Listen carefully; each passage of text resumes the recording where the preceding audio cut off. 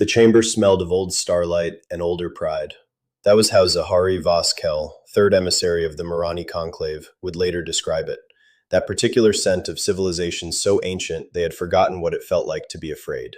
The grand convocation hall of the conclave drifted in high orbit above Thyrelis, a station so vast its outer ring generated its own weather, and within that hall, 72 representatives of the known galaxy's most powerful species had gathered to watch a species barely 4 centuries out of its home system be given the most generous gift in galactic history, the chance to surrender with dignity. The Marani had done this before, 11 times, for 11 species who had made the mistake of fighting back.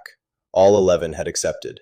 Most had even been grateful. But then Zahari had looked across the long obsidian table at the human delegation, and something in the eyes of the man sitting at its head had made her pause. Something quiet and very old, which should not have been possible in a species so young.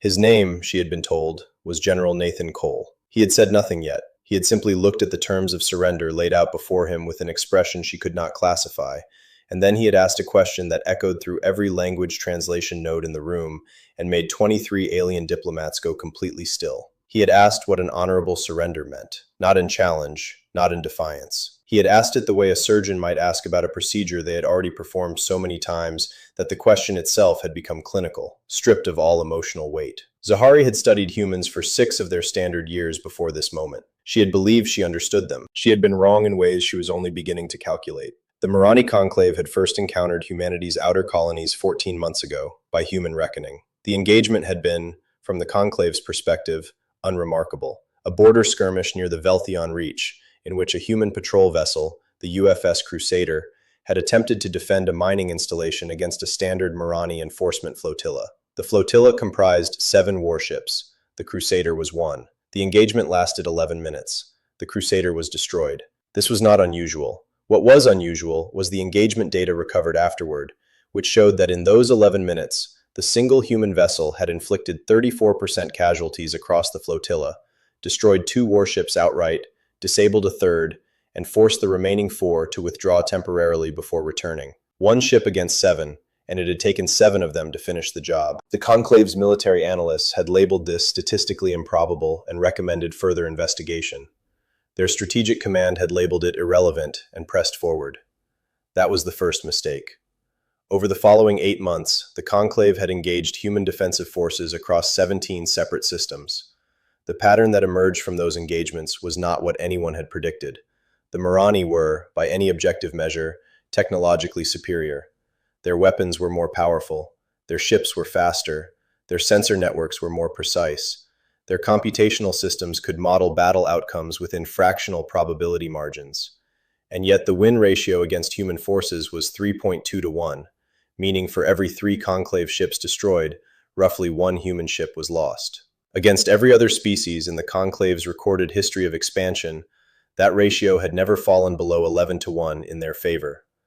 Against the Thixari, it had been 47 to 1. Against the Solvathi, 23 to 1. The humans were losing, technically, but they were losing at a rate that made the math unsustainable. Zahari had run those numbers herself, at 2 in the morning by the human clock she had adopted for the mission, sitting in her quarters aboard the convocation station, and feeling something she had not felt since she was a newly initiated diplomat on her first assignment: uncertainty. She had pulled the engagement reports again.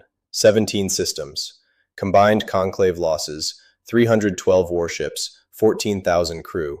Combined human losses, 97 warships, 6,200 crew. The humans were a species of 12 billion, spread across 43 systems. The conclave encompassed 400 billion sentients across 800 systems. By every rational metric, this should not have been close. And yet the human commanders kept finding angles that the probability models had not accounted for, kept exploiting margins that the Marani analysts kept insisting did not exist, kept doing things that fell outside the parameters of rational military behavior. It was Vortex San, the conclave's chief xenobiologist, who had first articulated what was actually happening in a report that Zahari had read 3 times and still found difficult to accept. Humans, Vortex had written, were not behaving irrationally. They were operating from a different model of acceptable cost. Every species the conclave had engaged in its 2,000-year history had a breakpoint, a threshold of losses beyond which continued resistance became psychologically untenable. The Solvathi broke at 12% fleet losses. The Thixari broke at 8%. The Caravani had broken at 19%, which was considered extraordinary. Humanity's breakpoint, if it existed at all, had not yet been located. Vorthex's report concluded with a sentence that had stayed with Zahari like a splinter. It is possible that we are not dealing with a species that has not yet found its limit, but with a species that, through some biological or cultural mechanism we do not yet understand, has learned to function at the limit itself. Nathan Cole sat at the end of the obsidian table and waited for someone to answer his question. He was not what Zahari had expected. She had prepared for aggression, the chest-forward posturing that human military holodocs showed so frequently, the raised voice, the dramatic gesture. Instead, she had gotten a man of perhaps 50 standard years, lean, with gray at the temples, and a quality of stillness that reminded her uncomfortably of deep space vacuum. His uniform bore no decoration she could immediately identify, which her briefing materials had not prepared her for. She had been told to expect medals, insignia, ranks displayed prominently.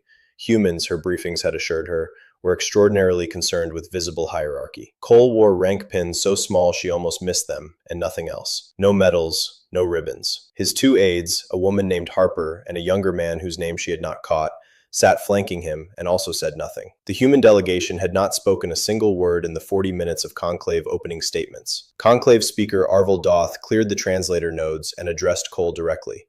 An honorable surrender, Arvel said, is the process by which a species acknowledges the reality of its military situation and agrees to terms of managed integration into the conclave structure, preserving its cultural identity and civilian population from the costs of continued conflict. Cole listened to this. He nodded once, slowly. Then he opened the folder in front of him, an actual physical folder, paper documents, which had caused a small stir among the alien delegations when they had first appeared, since almost no spacefaring civilization still used physical documents, and he read something quietly to himself. Then he looked up. "I want to understand what you mean by the costs of continued conflict," he said. His voice was level, unhurried, and carried the quality of a man asking for a menu clarification at a restaurant. "Can you walk me through your projected timeline?" Arvel Doth exchanged a brief glance with the conclave's military attaché, Thyvan Orus, who sat to his left. Thyvan leaned slightly forward.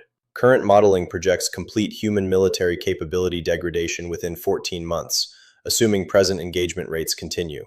Cole wrote something on his paper documents. "And your own losses over that 14-month period?" Thyvan paused. This was not the direction these conversations usually went.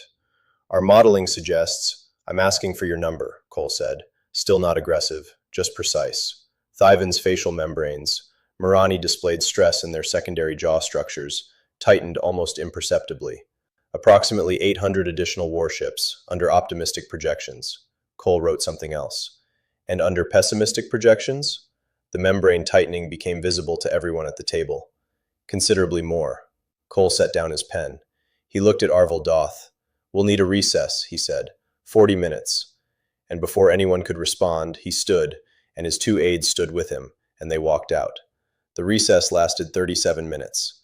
Zahari used most of them standing at the observation window at the back of the chamber, looking down at Thyrelis, its violet-blue cloud bands, the slow rotation of its storm systems, and trying to understand what had just happened. Beside her, after a while, appeared Vorthex San, who had been observing from the delegations gallery. He was tall by Marani standards, with the elongated secondary hands characteristic of his Eastern lineage, and he looked troubled. "He already knows the numbers," Vorthex said. "He brought them here to make us say them out loud." Zahari had reached the same conclusion. "Why?" "I don't know yet."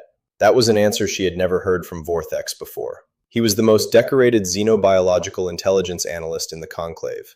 He did not say he didn't know things. He said he didn't know yet, and the distinction felt important. "There's something in the engagement data I keep returning to," he said.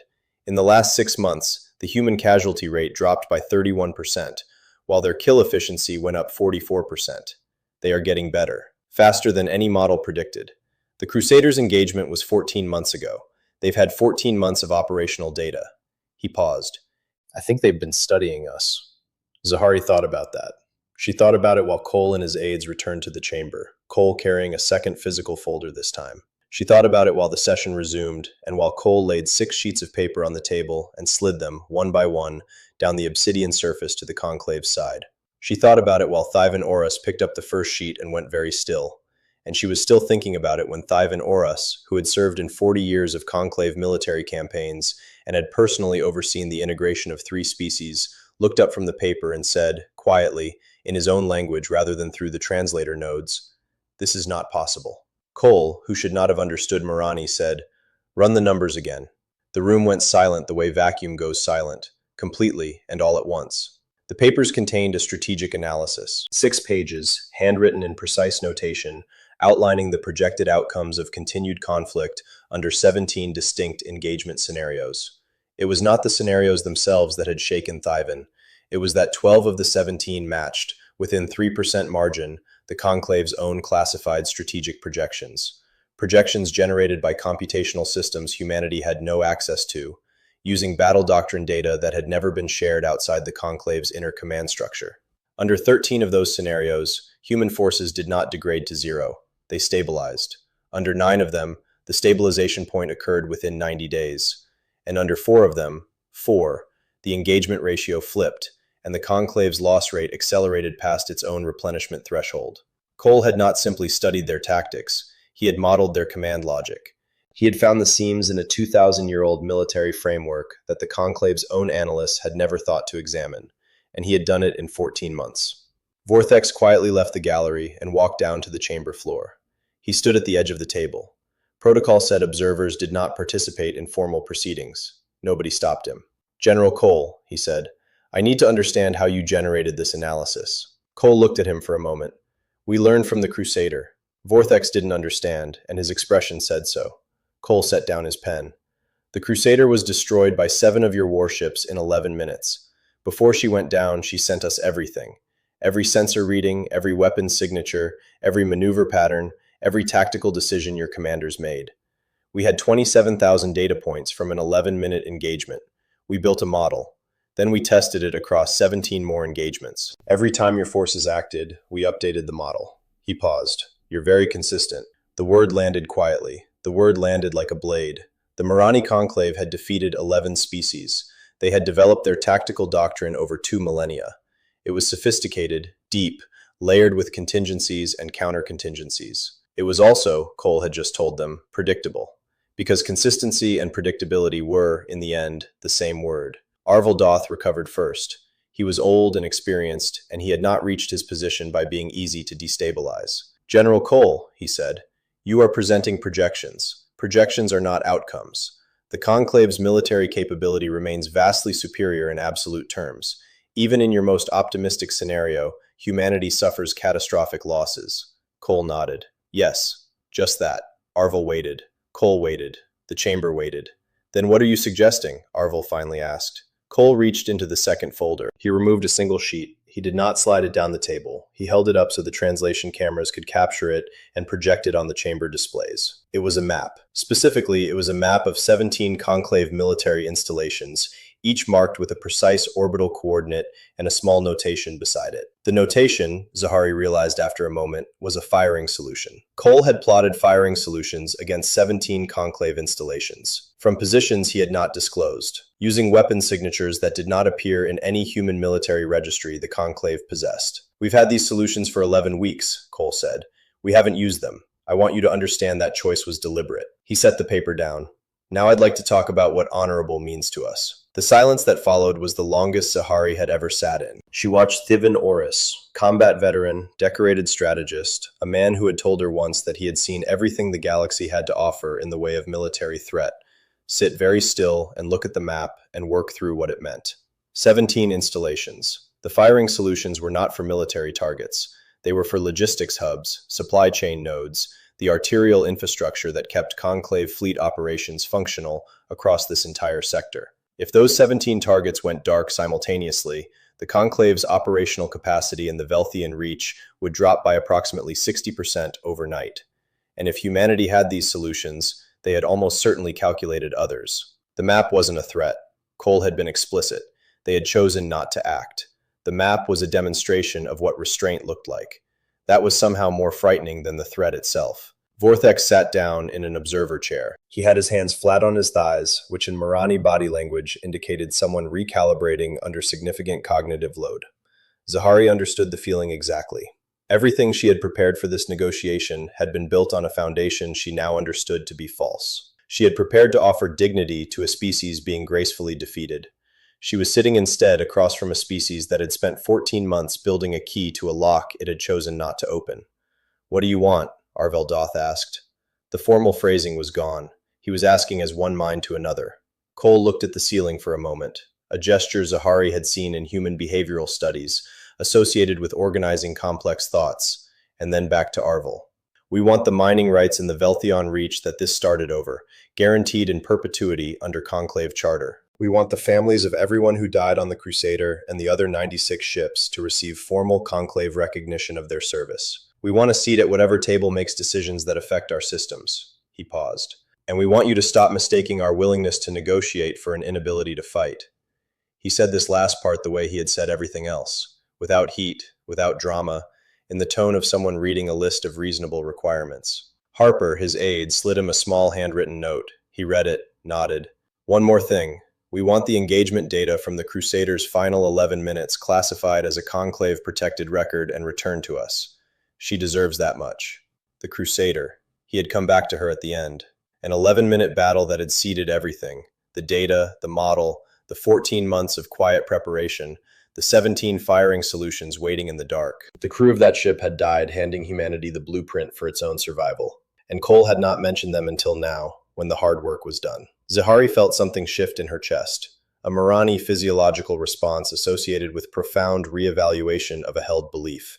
And she realized she was not going to process this moment cleanly for a very long time. The negotiations lasted 9 days. Cole spoke rarely, asking questions that seemed simple and turned out not to be, writing notes in that physical folder that Zahari found herself watching with a focus she couldn't entirely rationalize. Harper managed most of the technical details with a precision that matched any Conclave legal analyst. The Conclave's team kept finding that positions they had expected to contest had already been anticipated, their objections pre-addressed in amendments so elegantly structured that Thyvan told her privately he believed the documents had been drafted before the delegation boarded their transport. On the 6th day, Vortex asked Cole directly whether the strategic analysis, the 17th scenario document, was his own work. Cole said it was a team effort. Vortex asked how large the team was. Cole said 4 people. Vortex said nothing for a long time after that. The final agreement was signed on a Tuesday by human reckoning, in the same chamber, at the same table. Cole signed it with the same pen he had used to write his notes. Zahari signed for the conclave. Arvel Doth gave the formal remarks. Cole said thank you, which translated approximately into Marani as both gratitude and the closing of an account, and she thought both meanings were intentional. As the delegations filed out, she found herself walking beside Cole through the curved corridor that connected the chamber to the transit bay, the station's artificial light falling flat and blue on the obsidian walls. She had prepared diplomatic things to say. What came out was different.